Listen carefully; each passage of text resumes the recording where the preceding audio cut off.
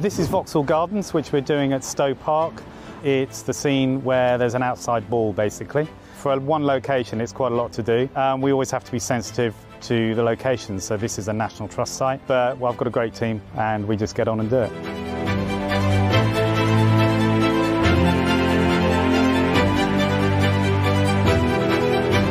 Because this is a period piece, anything which is modern we have to hide. So we've got a lot of cables and hoses, and when you're on a lawn, the easiest way to hide cables on a lawn is with lawn. They wouldn't have cables in 1813, so we need to hide them. They're not in shot. It's very exciting. You just roll them down. There you go.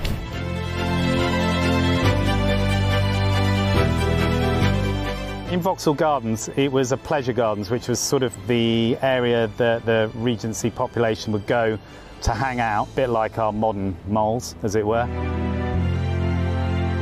What we've got over there is a bandstand. The musicians will be on the top, and underneath there's a dining area, and that's taken from a direct reference from Vauxhall Gardens of the period.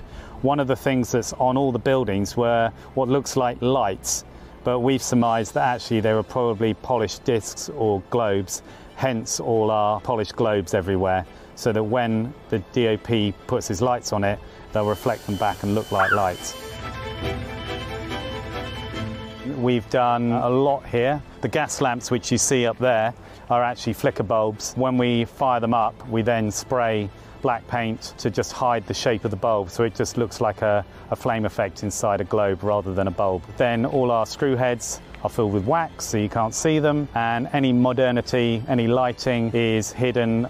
We've had over 3,000 baubles put into these pyramids, which are our firework pyramids, and we've got over 400 fireworks sitting on those. We've got about 30 flambeaux and about 2 kilometres of festoon lighting for our lantern area.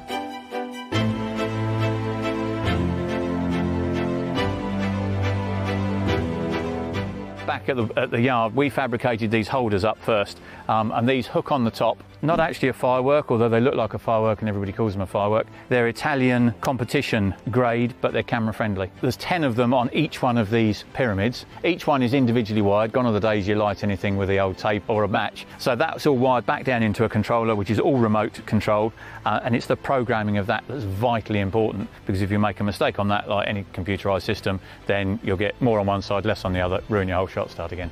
The whole lot fires at once. The next take, we have another 10 that all fire at once. Okay, the actors get all the money, the big money and whatever, but we get the satisfaction in any special effects, whether you're setting fire to something or blowing something up or doing pyro. It's the moment that people remember, and it's brilliant.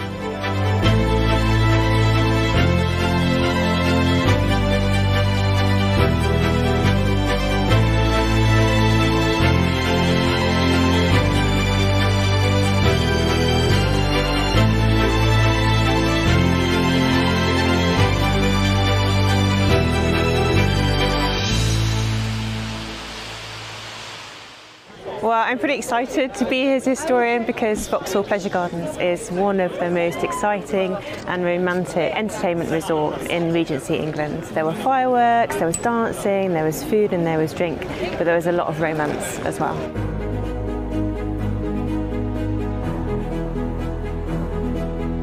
So there's something really thrilling about being outside in the warm summer's evening, watching the sun come down, and then seeing the gardens illuminated all of a sudden, turning night into day. There was something just so transporting about this place that it was incredibly famous around the world.